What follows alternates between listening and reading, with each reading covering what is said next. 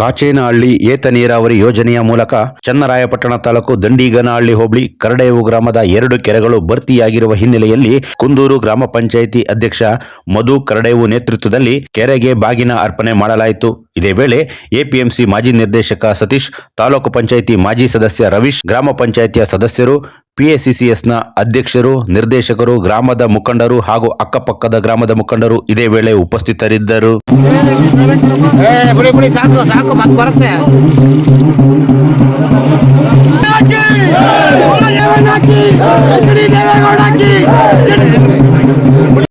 ನಮ್ಮೂರ ಈ ಕೆರೆ ಸನ್ಮಾನ್ಯ ಎಚ್.ಡಿ. ರೇವಣ್ಣವರ ಶ್ರಮದಿಂದ ಹಲವಾರು ವರ್ಷಗಳ ನಂತರ ಕೆರೆ ತುಂಬಿದೆ.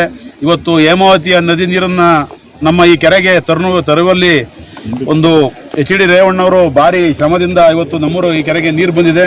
ಅವರಿಗೆ ನಾವೆಲ್ಲರೂ ನಮ್ಮೂರ ಗ್ರಾಮಸ್ಥರ ಪರವಾಗಿ ಮೊದಲಿಗೆ ಅಭಿನಂದನೆಗಳನ್ನ ಹೇಳ್ತಾ, ಇವತ್ತು ಏನು ಹೇಮಾವತಿ ನೀರನ್ನು ಇವತ್ತು ನಮ್ಮೂರ 2 ಕೆರೆಗಳಿಗೆ ಬೇರಿಕಟ್ಟೆ ಮತ್ತು ಈ ದೊಡ್ಡ ಕೆರೆಗೆ ತುಂಬಿಸಿದ್ದಾರೆ.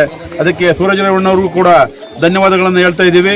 ಇದಕ್ಕೆ ಅನುದಾನ ಕೊಟ್ಟಂತಹ ಕುಮಾರಣ್ಣ ಅವರಿಗೆ ಕೂಡ ವಂದನೆಗಳನ್ನ ಹೇಳ್ತಾ, ಮತ್ತು ಹೇಮಾವತಿಯ ಇಂಜಿನಿಯರ್ಗಳು ಬಹಳ ಪರಿಶ್ರಮ ಪಟ್ಟು ಒಂದು ಟೆಕ್ನಿಕಲ್ ಎಲ್ಲ ತೊಂದರೆಗಳನ್ನ ಒಂದು ಬಗೆಹರಿಸಿ ಇವತ್ತು ಇದು ನೀರು ತರಲಿಕ್ಕೆ ಸಹಾಯ ಮಾಡಿದ್ದಾರೆ. ಅವ್ರಿಗೂ ಕೂಡ ನಮ್ಮೆಲ್ಲ ಗ್ರಾಮಸ್ಥರ ಪರವಾಗಿ ವಂದನೆಗಳನ್ನ ಹೇಳ್ತಾ ಇದ್ದೀವಿ.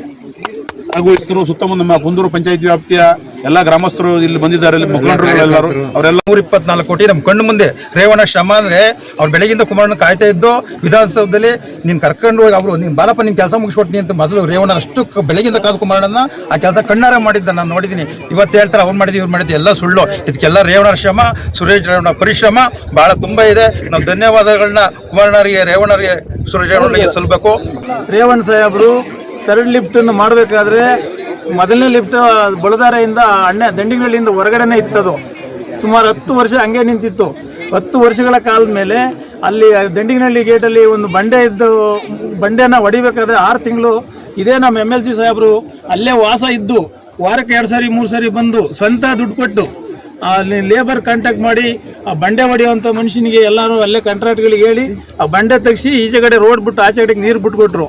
ಬಿಟ್ಟುಕೊಟ್ಟಾದ್ಮೇಲೆ ಇದು 3ನೇ ಲಿಫ್ಟು ಇದಕ್ಕೆ ಬಂತು, ಅಣ್ಣನಹಳ್ಳಿ ಕೆರೆಗೆ. ಅಣ್ಣನಹಳ್ಳಿ ಕೆರೆಯಿಂದ 3ನೇ ಲಿಫ್ಟನ್ನು ಸ್ಟಾರ್ಟ್ ಮಾಡಿ ಅಪ್ ಟು ದಂಡಿಗನಹಳ್ಳಿ ಇದು ತರಬೇನಹಳ್ಳಿವರೆಗೂ ಕೂಡ ಇದನ್ನು ಪೂರ್ಣಗೊಳಿಸಿದ್ದಾರೆ.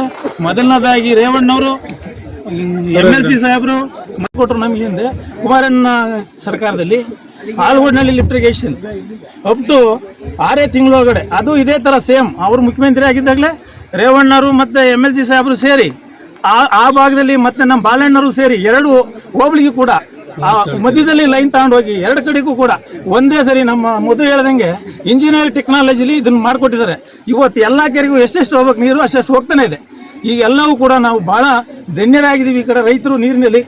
ಅದರಿಂದ ಯಾರೂ ಕೂಡ ಈ ಒಂದು ಇದನ್ನು ಮರಿಬಾರ್ದು. ರೈತರು ಅವರಿಗೆ ಯಾವಾಗಲೂ ಸದಾ ಋಣಿಯಾಗಿರ್ಬೇಕು ಅಂತ ಈ ಮೂಲಕ ಕೇಳ್ಕೊತಾ ಇದ್ದೀನಿ. ಯಲೂರು ಕೊಪ್ಪಲು, ತಿಂಬ್ಳಾಪುರ, ಮುರಾರನಹಳ್ಳಿ ಅಲ್ಲ ಮರನಹಳ್ಳಿ, ಚನ್ನರಾಯಪಟ್ಟಣ ಬಾರ್ಡ್ರು ಚೌಟ್ರಿ ಇದೆ, ಅಲ್ಲೊಂದು ಬಾಗೂರು ರಸ್ತೆ, ಅಲ್ಲಿವರೆಗೂ ದೊಡ್ಡ ಕಡೆ ತುಂಬಿದ್ರೆ ಅಂತರ್ಜಲ ಫುಲ್ ಅಭಿವೃದ್ಧಿ ಆಗುತ್ತೆ. ಇಷ್ಟಕ್ಕೂ ದೊಡ್ಡ ಕಡೆ ಕೆರೆನೇ ಮೇನ್ ಇರೋದು.